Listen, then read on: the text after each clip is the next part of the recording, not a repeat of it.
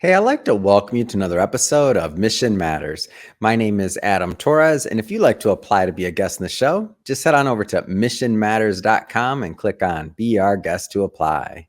All right, so today's guest is Wayne Stanley. He's founder and chief inspiration officer over at Bowe Digital. Wayne, welcome to the show. Thanks for having me, Adam. This is great. I'm excited to be here.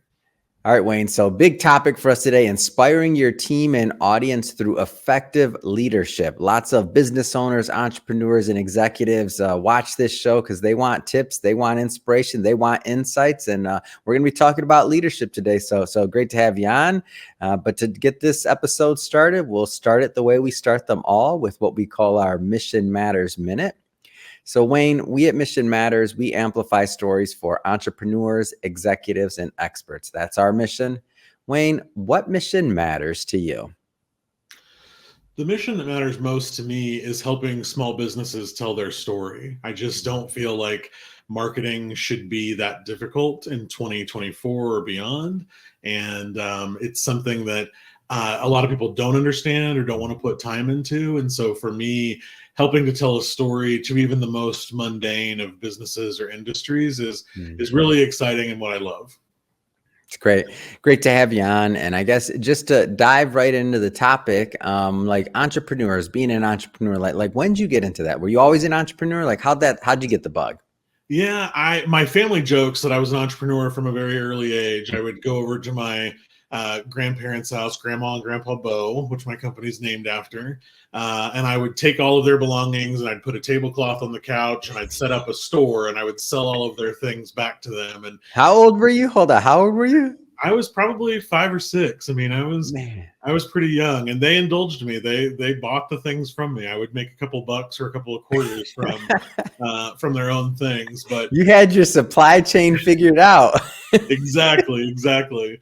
So from there, I did all the traditional, graduated high school, graduated college, wasn't really sure what I wanted to do. Always had in the back of my head that I wanted to do my own thing eventually. But in 2017 is when I really got the bug. And that's when I started Bowe Digital and went out on my own at that point. But I knew that being my own boss and creating a place for the team that I wanted to put together was super important to me. Yeah. So lots of entrepreneurs out here listening, and I'm an entrepreneur, and we get a lot of ideas, right? Like and settling on an idea or picking a niche or a lane, it can be difficult, right? Because we're creative. How'd you know Bowe Digital was going to be something that you would spend a significant amount of your time and life on? How'd you know? That's a really great thing that I think a lot of people miss these days, and that is, for me, I figured out Bowe was going to work and what I wanted to do when it finally became clear to me the value of the network that I had built. I think there are a lot of people that go out there and purposefully build a network from day one and are doing that, and that's fine. But I think it's even more powerful for those of us that have organically created relationships through various experiences that then can lead to one really pivotal moment. And for me, that was the case. After college, I worked on Capitol Hill for several years, and I made a great network and a name for myself there, which led to the Real Estate Trade Association that I worked with, where I was able to really work on a number of projects and meet with hundreds and thousands of businesses all over the country that specifically needed marketing help. And I gained their trust when I was there. I proved that I knew social media. I sat there and taught them how to sign up for Twitter, for example. That's how long ago this was. And all of that kind of thing. And it was during that process of hearing some of their consistent concerns and grumblings of this is something that they really need. And I've built this, not only this network, but this circle of trust with such a large group of people. I think this can work out long-term for me. Yeah. What do you think I want to stay on that building relationships and networking side of things. What do you think made it so effective for you? Like, cause some people have false starts on that. And I'm just curious, like what made it effective and what made it like lasting really? Cause you obviously have deep relationships that have lasted many years. You're talking about signing up for Twitter. I mean, come on. Exactly. I mean, I think that one, you have to show true dedication to the people that you're building relationships with and showing a real interest in what they're doing. And listening is one of the hardest skills for people these days, because our attention spans are all over the place and there's so much media in front of us and all that kind of stuff that it's hard. And so I think the more disciplined you can be to show that you actually care about these people, and even if it's a professional network where you're like, I'm not really getting into the personal side and all of that, and you can care about them professionally and still be able to show that dedication. And then I think the other one is to, especially as you're starting to, this sounds negative, but really limit your expectations. I think that sometimes you get that false start that you're talking about when you go out there and you're trying to purposefully build something in terms of your networking sphere. And I think that if you push too hard toward the box that you specifically wanted to check for that, you could potentially be missing out on really big opportunities that you wouldn't see otherwise. So I think like letting yourself be free to not have super strict expectations can be super helpful. You mentioned you knew that this would be a great, this would be a, the one, so to speak, and those are my words, not yours.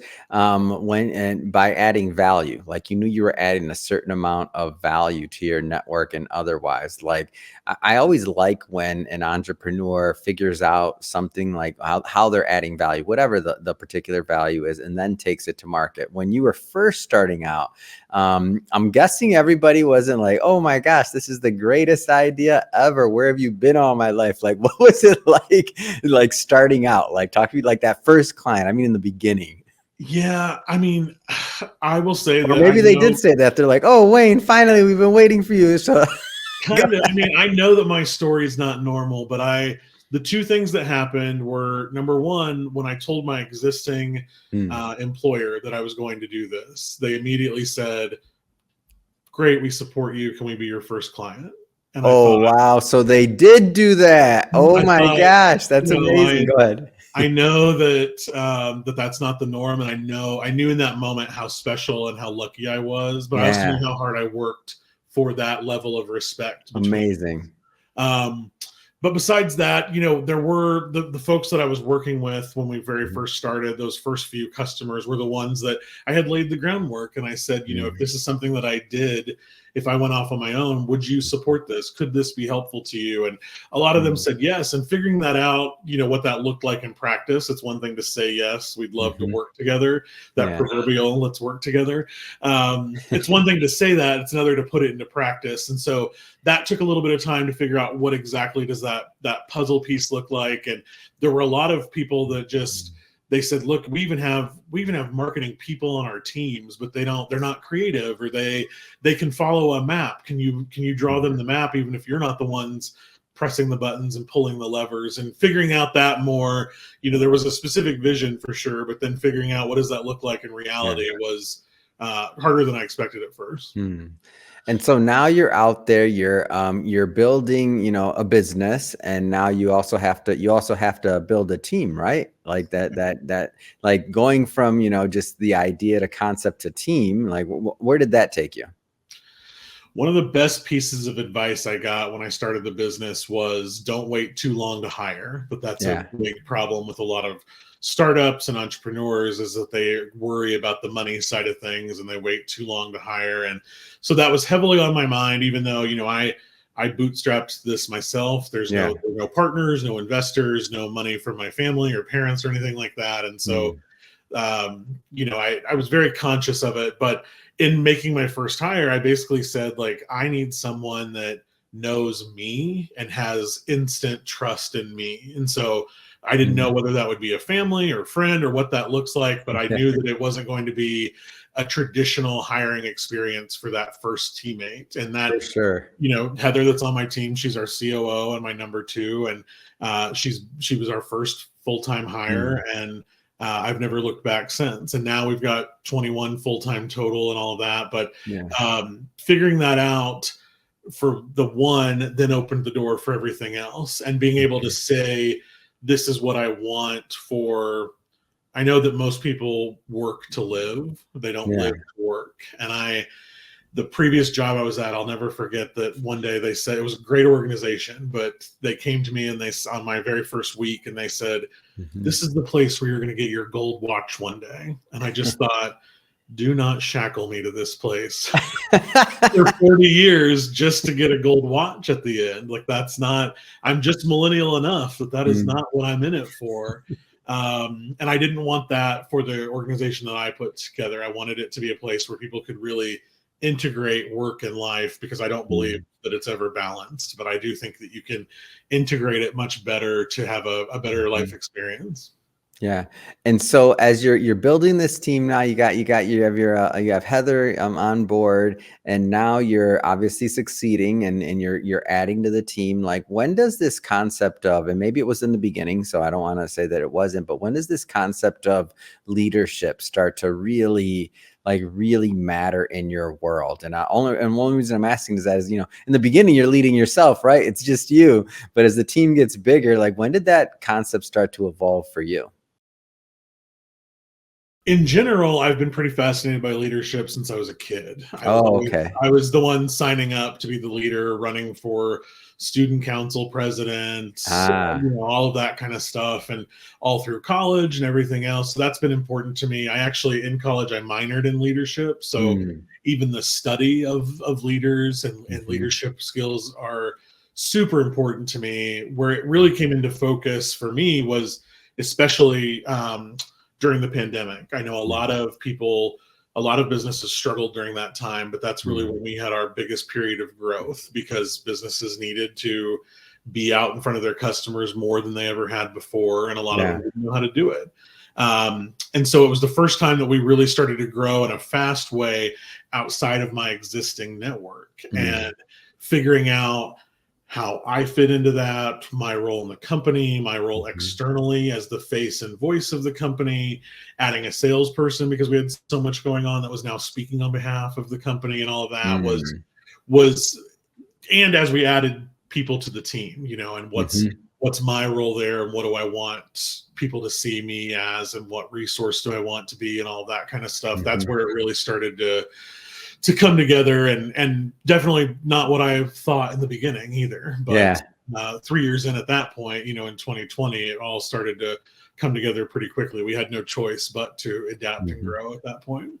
Did it surprise you, like, during this time? Because you're hearing all the outside, like, some, and I during that time period, by the way, I probably did 1,500 interviews, maybe more. And I remember hearing, like, some people were really winning. Some people were, not so fortunate. Did it surprise you that was like your big growth spurt? Like how'd you handle that?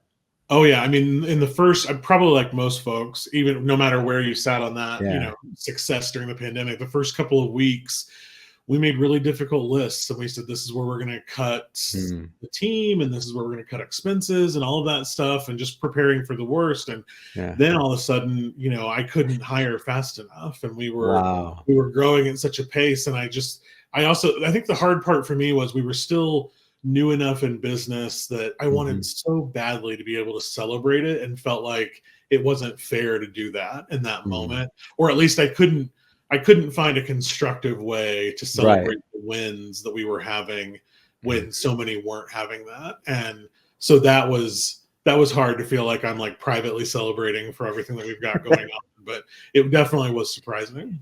Yeah.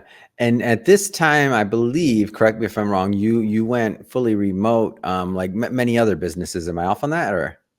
We started fully remote in 2017. Oh, wow. Yeah, we've never had a brick and mortar. I always wanted to be a fully remote organization. So you were kind of like prepped for that as well, whereas maybe some others had this downtime. For you, it was business as usual in terms of your processes. I mean, by the way, of course. Oh, for sure. We would do prospecting calls, and we signed up for Zoom in 2017, and people would not. They wanted no part of a Zoom call, or they would think, that they would say, well, what, you're doing this all remotely? Like, this doesn't seem like a legitimate company. And we lost a couple of deals because people were like, you don't have a brick and mortar. That's just not the type of company we want to, do business with. And I thought, okay, that's up to you. But then fast forward 3 years, and even now, it's like we laugh about it a lot internally for everyone that was here then, because I'm like, do you remember when we got pushback for this stuff years ago? Oh my gosh. Now it's What just totally mainstream. That's amazing. So what do you think is the secret between behind like leadership, especially with the remote staff? Because I feel like many leaders out there are still adjusting to that, even, a year or so, whatever later. And I think I've seen a lot more, not all or the other, but a lot more hybrid models, or even just hybrids in terms of days or even positions. So like how does the leadership component play into that? Like, what have you found successful? I think one of the biggest reasons that some leaders will never find success with it is Mm, because in the way that I talk about it, even when we're hiring, is that mhm. having a fully remote organization requires the utmost amount of responsibility on the end of my team Yeah. and the utmost amount of trust on my end as the leader. I Mm, think that if you are an organization that is built on micromanagement, or even not mhm. even that, but just a lack of trust that your employees can get work done without the traditional, scope of looking over them and Yeah. feedback loops and all of that kind of stuff. I think that if you can't figure out how to get past that, remote Mhm. probably won't work for you. And so we are very honest from the beginning that Mhm. I'm not there every day. I cannot see what you're doing. I don't know what's Yeah. going on. I don't care if you have a flexible schedule. I don't care if things with kids and pets and laundry and whatever else. Like, I want you to be able to have that work-life integration, but also I still expect all of the traditional amount of work that I would get from an employee in an office. So you have Mhm. to figure out how to make that work in exchange for me providing this level of flexibility. Mhm. Yeah, I think that's it's an interesting concept, and I've seen again some organizations that have really been able to do it and adapt well, and I've seen some others that couldn't wait to get back, couldn't wait to get back into the office, and right, for whatever reason their productivity went well. I'm not gonna comment on one way versus another, but I feel like culture also plays a big part in what you're doing, to be able Mhm. to create that type of workplace where that trust can be that type of bedrock, and also where you can, like, the growth you had over the last couple of years, where that can happen and you can adjust and add the right people to the team. So maybe talk to me a little bit about culture and what that means to you. Yeah, it's something that we talk about from the very first Yeah. interview that we have. It's why we do a lot of team interview type stuff to make sure that people really understand that want to work here, because I mean, it's wild to me the honesty that some people apply. They see fully remote, in the Yeah. job description, and they'll say, well, I can't wait to save money on childcare, or I can't wait to be able to get laundry done in the middle of the day, or all of this. And I'm like, we put the work in remote work, like I fully expect a full We work. put the work in remote work. I love that. I expect you to get the work done. It is Mm, not a memeable type job. I know that a lot of remote stuff can be a meme these days, but that's not it for us. And so mm, that's a big piece. But then, our culture in general, I think the other side of companies that maybe tried remote and then went back, it's yeah. easier for me to say at only 21 on the team. I get that. Right. But we've also put a premium. I know how important the in-person piece is too. And so, Yeah. for example, one of our culture pieces is that every other month we all gather in person for a full day together.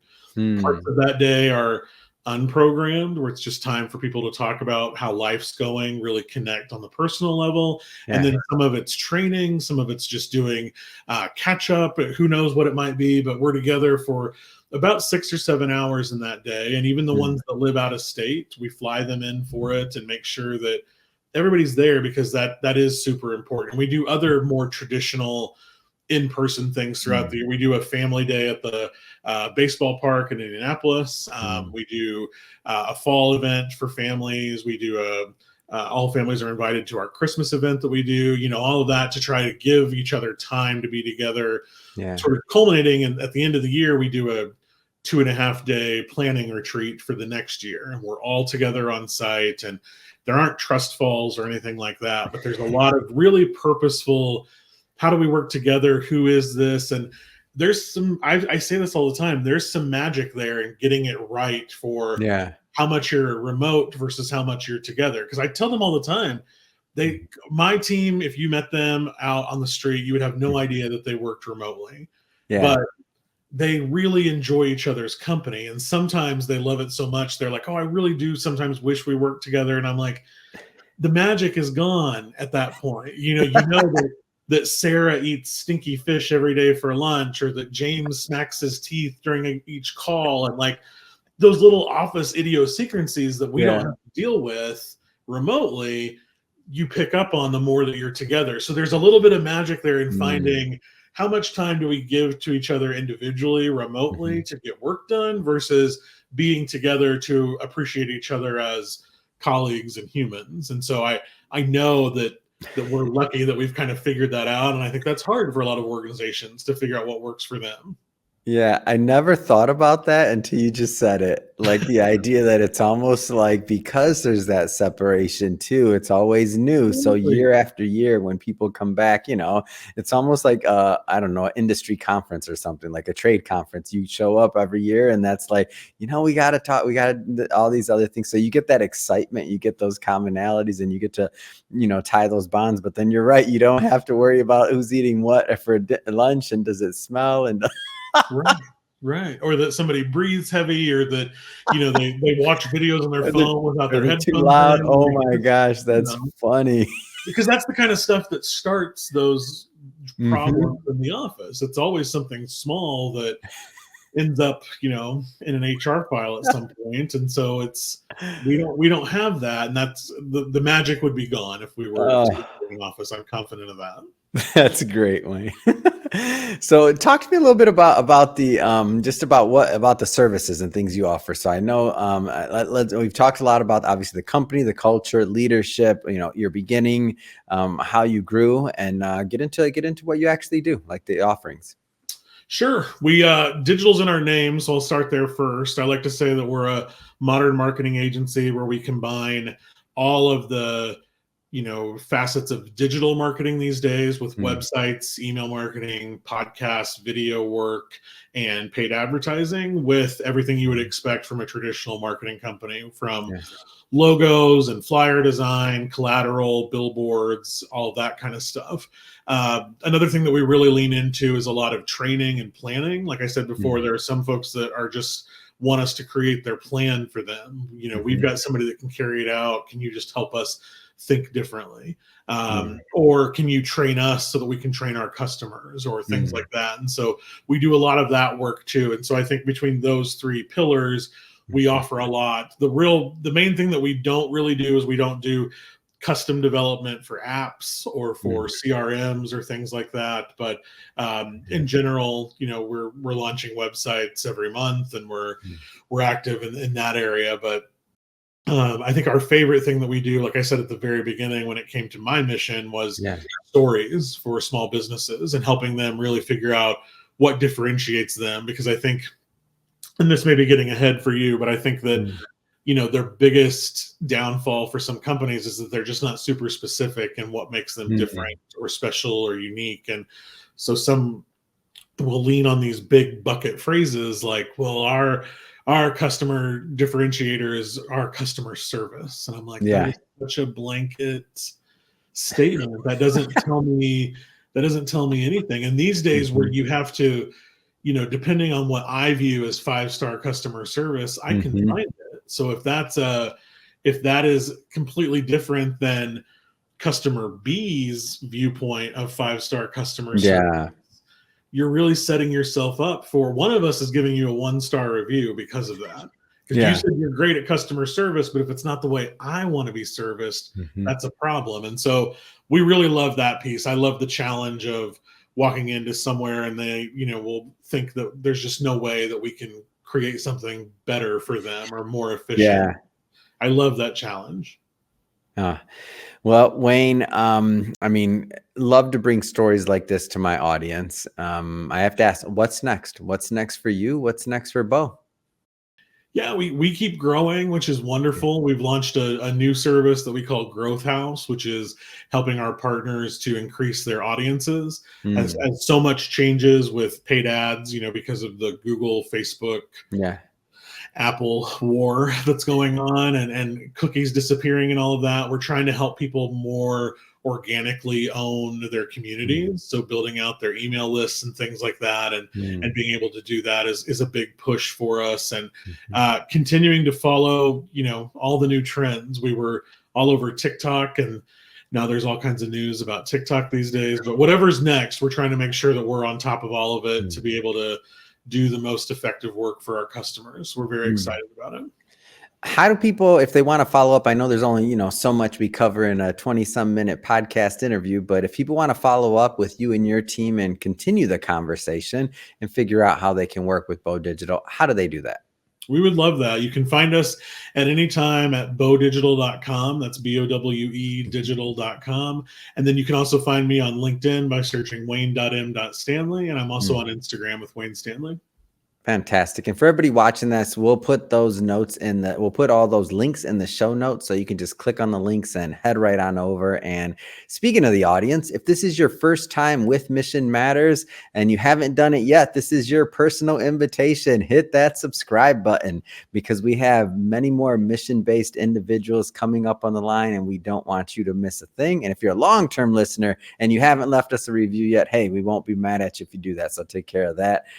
Wayne, it has truly been a pleasure having you on the show. Thank you so much for sharing your journey, your experiences, and your thoughts on leadership. So thank you. Thank you, Adam. I really appreciated it.